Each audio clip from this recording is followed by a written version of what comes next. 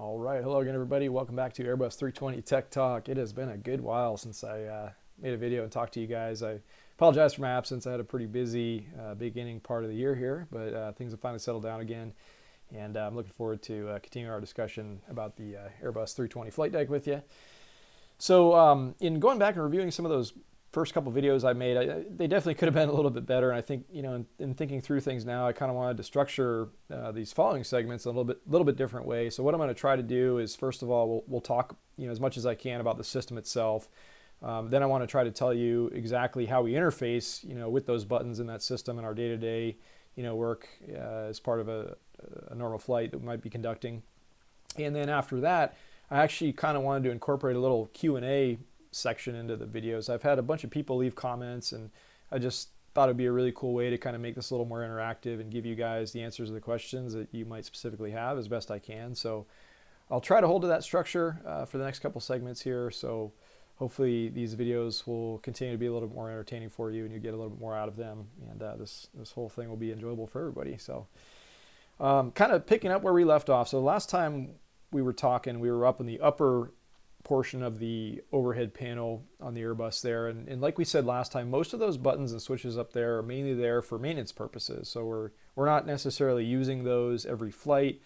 We might interact with them, like the circuit breakers and things like that, here and there, but for the most part, we're really not up there manipulating those switches normally during the course of any flight. So that's kind of why those were designed to be up, in that location of the flight deck, so kind of out of reach when you're sitting in the chair, not necessary to get to as readily. Now, to contrast that, the lower portion of the overhead, obviously imagine, these are things that we're using in our everyday, operation of the airplane. So you can reach all those switches, from either seat that you're in while you're seated, and they, I don't know, just it's kind of more like I said, the direct systems that you're using each and every flight, and those buttons are situated for that reason. So without any further ado, let's jump in, and like I said, we'll kind of pick up where we left off. And in the spirit of not leaving anything out, there's one little panel up here that I want to talk about, or one button, before we jump into the main meat of the discussion today with this ADIRS panel here. And that is the cockpit door video switch right here. All this is a toggle switch. It's an on-off switch. We don't normally manipulate this switch. It's just always left in the on position. What this cockpit door video is, first of all, I believe it's actually like an option that when the companies order the aircraft, maybe they can decide if they want to have this in there or not. So I don't think you're going to see this on every Airbus that's out there. But ours have them, and it's pretty handy. And all that it is a little like monitor that sits up kind of, on my left-hand side behind me, kind of up by the door. And it's kind of like a virtual peephole, if you will. So there's just a camera that sits outside the flight deck door, so you can kind of see into the galley there and see what's going on, right near that laboratory or forward laboratory area there in the entrance to the flight deck. And part of the reason that we want to have this is obviously for security reasons, just to kind of know what's going on outside. And we're always very cautious about when we do open that door up to use the restroom. We just need to make sure the area is clear and nothing strange is going on up there. So that's a great reason to have the cockpit door video system there. It is very handy, and it's the way you activate it is kind of neat. I'll show you when we get to the later portion in our discussion, but on the center pedestal, there's actually just one little push button. It's just like an on-off type of thing. So when you want to turn the screen on and take a look out, you just press the button once, and it stays on for, I think it's like 30 or 60 seconds, and it just automatically turns off. So that's pretty simple. That's really all there is to that one. But moving on from there, this ADIRS panel, there's kind of a lot of material to cover here, so this might be a little bit longer of a video, so bear with me. Hopefully I don't lose you at any stage of the discussion here. But first of all, ADIRS, what does this stand for exactly? It stands for Air Data and Inertial Reference System. And the way you can kind of think of this is just basically the airplane's way, or the systems in the airplane, for it to figure out where it is, where it's going, where it's pointed, how fast it's going, all this kind of different data that needs to be tracked and processed and fed the pilots, of course. That's what this system is all about. So the other interesting thing too is that this system, or this acronym anyways, basically it comprises two almost separate subsystems in this one unit here that we talk about. So within the ADIRS system, we have these ADIRUs, so Air Data Inertial Reference Unit. I know, you love the acronyms. There's a whole book full of them. They got to do that to make it confusing on us. But anyways, and then within each one of those ADIRUs, we have an inertial reference side and we have an air data side. So we'll kind of break those up and talk about each one a little bit. So first of all, this inertial reference business. So what this is I like to think of it as kind of like the airplane's inner ear. And the reason why I say that is because this inertial reference system is a means that the airplane can kind of track motion, see, which way it's going, where it's traveled more specifically. And to give you a little bit of history on the inertial reference technology itself, it was really interesting. It was developed during the space program, is my understanding. And the reason they had to do this is because up to this point in aviation, aircraft were navigating, from point A to point B pretty much solely based on what they could see on the ground, or more specifically, ground radio signals. Well, there came this time, of course, in the progression of aviation and, these craft needing to fly out in space, that there was no longer possible to track like a ground station to kind of know where you were going. So they had to come up with this way for the craft to keep itself from an internal standpoint, just figured out where it was going. So the really basic dumbed down principle of how this system operates is you have these spinning gyroscopes, and if you go back to your physics books, and you'll read that a gyroscope has this kind of rigidity and stability in space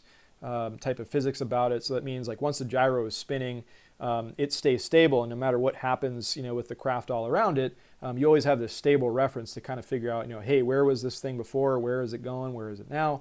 And that's exactly, what this inertial, reference system is all about. And, once again, on modern aircraft, once again, don't ask me to break it down and dissect one of these things, but they have these laser gyros, and they're very accurate.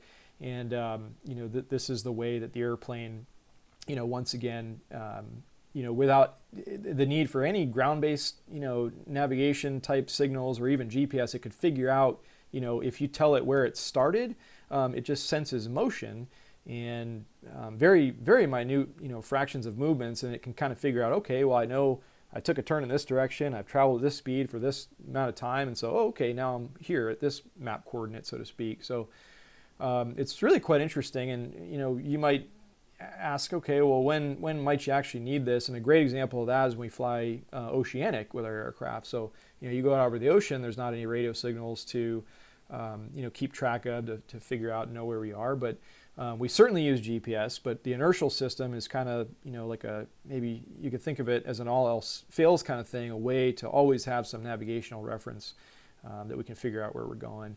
And, even to build on that, a little side note, the airplane uses this like mixed, signal between all three of these IRUs and GPS to kind of derive like it's the most specific location, I guess you'd say, that it uses to kind of point you around the sky, generally speaking. So that is what the inertial reference system is all about. And to break it down a little bit further, just to get really technical with you, so what pieces of data does this inertial reference system feed to us? And it is specifically flight path vector, airplane position, track, heading, attitude, acceleration, and ground speed, right?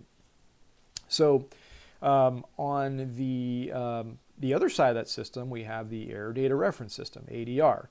Now, the Air Data Reference System is basically, the way that I think about it, is it's kind of the aircraft's way of, touching and feeling and smelling and sensing what the environment is around it. And, this is, of course, important to us because this is how the airplane figures out how high am I, how fast am I moving through the air, all sorts of different things.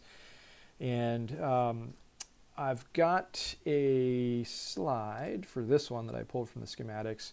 And if you've ever, been at the, looking at an aircraft from the outside, you see all these little, kind of probes sticking off mostly in the nose section of the airplane. You might be wondering what, those are. And those are specifically a part of the Air Data Reference System. Now, on our Airbus, we have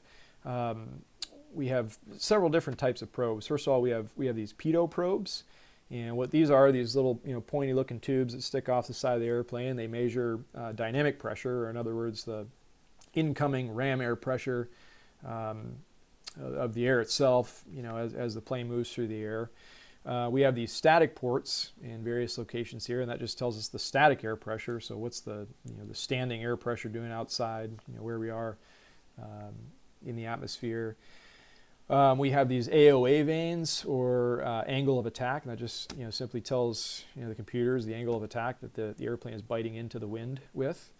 And then we have these total air temperature probes as well. And total air temperature is just, think of it like outside air temperature, but it gets a little specific. But basically, one important thing to understand about this total air temperature measurement in and of itself is that when the airplane moves through the air and it starts going very fast, of course, we have this friction that occurs because of that. So even though the outside air is very cold, it is still moving by and rubbing against these surfaces so much to the point that it's actually, it changes the reading a little bit. So it does create a little bit of heat. It does create a little bit warmer of a temperature reading than like what we call static air temperature, which is just supposedly what the, if you were just standing outside in a given, place in the atmosphere, what the temperature would be. This total air temperature is important because this is, think of it like the way that the airplane feels the temperature on its skin, more or less. And why this gets important, of course, we're talking about icing and figuring out when we're in an icing condition or subject to icing, or of course there's all these calculations and corrections that need to be made by the aircraft. I mean, these are things that are done automatically. We never put too much thought into, but to give you an accurate like speed reading, for example, or any number of things. That's kind of what this total air temperature business has to do with. So hopefully that gives you a little bit of background about the air data reference system there. And once again, just to read right out of the book, okay, so what do these ADR units tell us specifically? Well, they tell us the barometric altitude, they give us overspeed warnings, they tell us the angle of attack, they tell us temperatures, and they tell us the speed and Mach value that the airplane is moving through the air with. So let's see, what else can I tell you about these systems here before we move on? All right.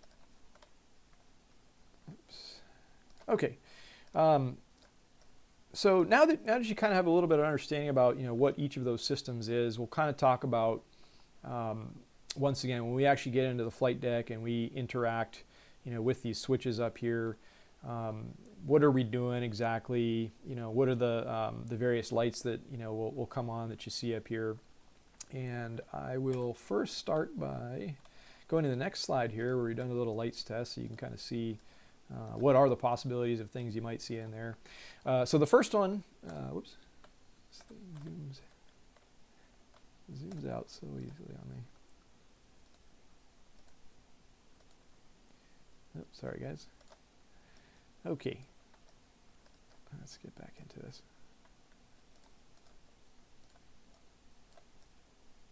Okay, I'll stop messing with it. Okay, so what are the options here that we could see illuminated on this panel here? So first of all, the on battery light. This is just kind of like an advisory or a warning light, so to speak, that tells us if one of the ADIRUs is fed by battery power only.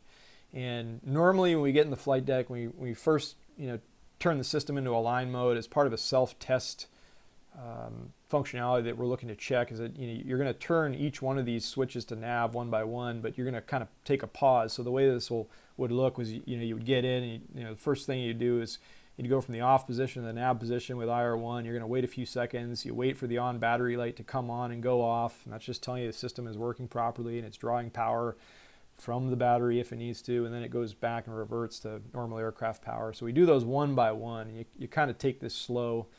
And like I said, you want to verify that all three of these ADIRUs will do that. Next here, we've got these IR switches, and these are, they tell us, of course, if there's a fault in the system, but they also are on-off switches. I mean, all these are really, both on the IR side and the ADR side, and you can actually kind of remove, if for some reason, once again, the ECAM or the QRH would direct you to do this, but if something wasn't functioning properly, you wanted to take one side of the system out of the equation, you could say, okay, well, I don't want inertial reference information here anymore, so I'm just going to turn that off, but I want to keep the ADR on, or vice versa. So that's really the significance of the off light there, but most of the time these switches just stay in the pushed in or on. It's kind of their normal switch position there that we leave them in. So the other thing too is the fault lights up here. Very simply, they tell you if there is a fault in the system, and that's about as deep as the knowledge that we're given in training. You don't really need to know anything more than that off the top of your head anyways, because the book or the ECAM is going to maybe direct you down whatever path of action you might need to take if you do see that fault there. But one interesting thing that is built into this IR side of the system is if the fault light comes on and it's steady amber, it means the whole thing is just it's basically broken. It's not going to do anything for you. But there is a certain condition where if the plane, for however it does it, I don't know, but if it figures out that a portion or some of the functionality of the IR system is still usable, it will flash amber.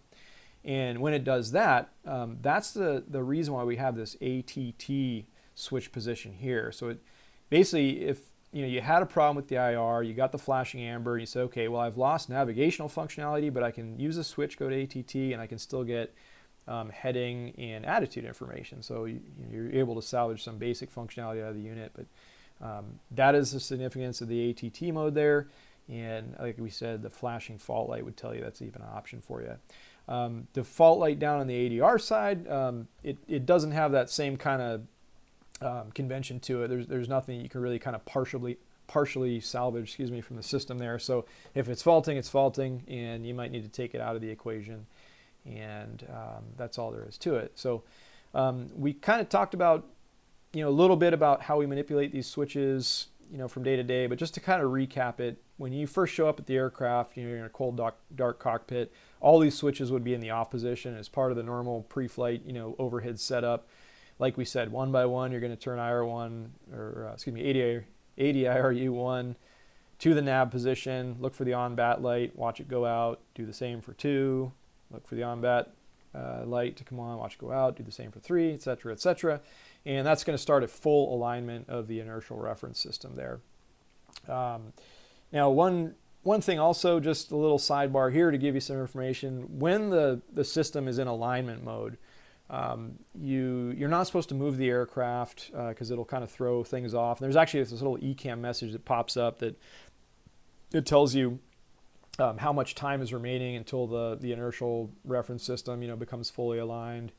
And yeah, it's pretty simple, straightforward. Also, you'll see when you don't have these ADIRU systems on, you'll see a lack of data on the PFDs and MFDs. So the plane is basically just like, it doesn't know where it's at, where it's pointing, what's going on around it. So that's why you're going to see these off flags and things like that. It's very apparent that the screens don't look normal when that is the condition. So and then let's see, I'm trying to think. So like we said, we showed up first thing in the morning. Let's say we did this business up here, went and flew a flight. Let's say we're disembarking the aircraft and another crew is going to take it over in the middle of the day. I think every carrier probably has a slightly different procedure, but in our manuals it's written that like every time you have a crew change, you're going to do a full alignment of the ADIRU system there. So you're going to turn all these switches off and kind of repeat the process in reverse, like we described it before. The other time, and then there's a couple other occasions when we talk about doing this, but the other big time that we do it is anytime we're going to, or before any time we're doing a pre-flight, regardless of how much the planes flew, the day before, or excuse me, the same day of, a couple legs prior or whatever, you're going to do a full alignment if you're going out over oceanic airspace. So just one little side note there. Moving on, just a couple more things. I pulled a few more slides from the schematics that I wanted to show you guys for a couple reasons here, but you can pause the video here if you want to take a closer look at this, but this basically just shows you, in the grand scheme of the schematic of the ADR system that we talked about before, all these little probes, what feeds what to where. Generally speaking, the number 1 side is for the captain, number 2 side is for the FO, and the 3 just kind of sits there and standby. And you can, in some instances, pull data, from the number 3 side onto your side, pilot or captain if need be. But Like I said, this is just kind of some general information about the structure of that system there. The other one that I wanted to show you guys was this one here. In this, once again, you can pause the video if you want to take a closer look at this. But the only reason I pulled it up is once again to kind of drive home this business about, ADIRU1 dedicated for the captain side, feeds information through this display monitoring computer into the captain's PFD1, ND1, etc., etc. Same for the first officer. And once again, we'll talk about this in a later slide, but there's this little switching panel down on the forward part of the pedestal where if you were to have a loss of one of these systems, you wanted to kind of port over data onto your side so you can keep on flying. We'll talk a little bit more about that, but there's just a little rotary knob down on the forward part of the pedestal there. And this is the last slide that I wanted to talk with you about. So the pictures that I showed you are kind of like the modern ADIRS panel, and most of our aircraft have that, but some of our aircraft still have this kind of old style ADIRS panel, and actually, a lot of other planes that I've jump seated on, a lot of the Boeings seem to have it. They have this kind of business going on. You might pop your head up in the flight deck and look up and say, oh, okay, well, all this stuff here looks really familiar because Mike explained that to me before. But what the heck is all this stuff up here? So all of this stuff on the bottom here, it works the exact same way that we talked about previously, but this little pad here, the reason why we have this is because the way this works is when the airplane is sitting on the ground, you're initializing everything, you're getting it all going, there is a GPS signal that is fed into the airplane, so it has an idea to say, oh, well, I got a GPS signal, I think I'm right here. And when the alignment starts, I'm going to confirm, where I'm telling you I'm starting at based on this GPS signal, and it, has these coordinates that'll just feed automatically into the system, so you don't have to do anything. Actually, I take that back. There's one small step in the MCDU or MCDU setup where you basically just have to verify. You look on this one screen, and it's the IRS init page, and it'll just tell you like, hey, this is the GPS signal or the location that I'm seeing that we're at. Do you confirm this? And we actually look on our release, or you could look on your JEP charts or whatever and just kind of concur, okay, yeah, we're sitting at gate such and such at this airport, whatever. So you confirm that. It allows the alignment to complete. But if for some reason you didn't have a GPS signal, I don't know why, you never see that condition. That's all that this pad is here to do for you. So it allows you to just key in a lat-long coordinate to basically tell you where the plane is starting at. And once again, it is important for the plane to know where it's starting at, because in the beginning of the discussion we talked about the inertial reference system. Like we said, it just knows it starts at A, and I've gone for 10 minutes at such and such speed to whatever place in space now. So without knowing where it started, it would have no way to derive you like a current location of where the plane is at that moment in time. So hopefully that all makes sense. Hopefully I haven't confused you any further. But and one other thing too, like if you look at, they still publish these charts, but if you ever have a chance to look at like an airline person's Jeppesen subscription, I mean, we never use these anymore because of what I just told you about, like the automatic finding of itself with the GPS. But it used to be that you would look up under the airport like 10.9 section, and for every like gate they would actually have like, okay, if you're at gate XYZ, your coordinates are going to be this. And so you would take that and you'd go up here, you'd punch it in, tell the airplane where it's starting at, and you might come into that same airport the next week and go to a totally different gate, and it's going to say, oh, well, now you're at this gate, this is your starting coordinates. So they would be manually entered in there. And as I said, that's just kind of the biggest thing I wanted to tell you guys about this coordinate business and this keypad up here, because you might have been wondering what that was all about. So that pretty much wraps up all the stuff I wanted to tell you guys about the ADIRS panel.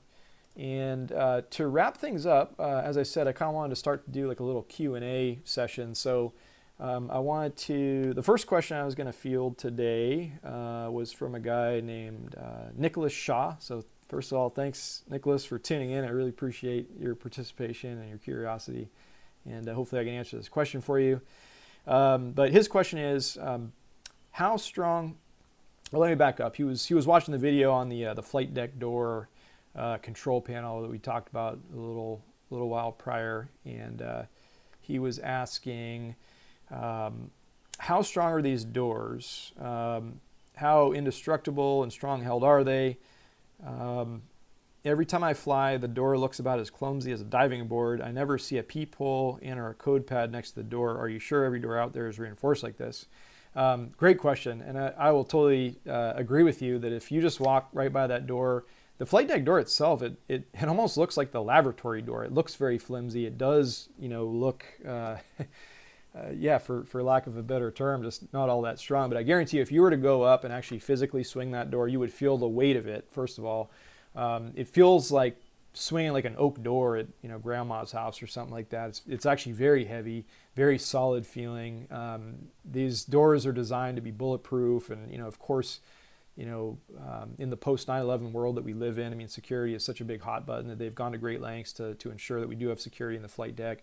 The other thing that you would notice is when you get up close to those locking strikes. I mean, they're these like big, beefy, like metal, like chunks of latches, etc. that go into securing the flight deck door and locking you up nice and tight in there. And even it's impressive to me that when that Airbus flight deck door closes, and honestly, like most other flight decks I've ridden in the past 10 years or what have you, there's not even any play. Like when you close that door and lock it, like there's not even a little jiggle in it. It is just so solidly closed that I think it does a more than adequate job of keeping anybody out that's not supposed to be in there.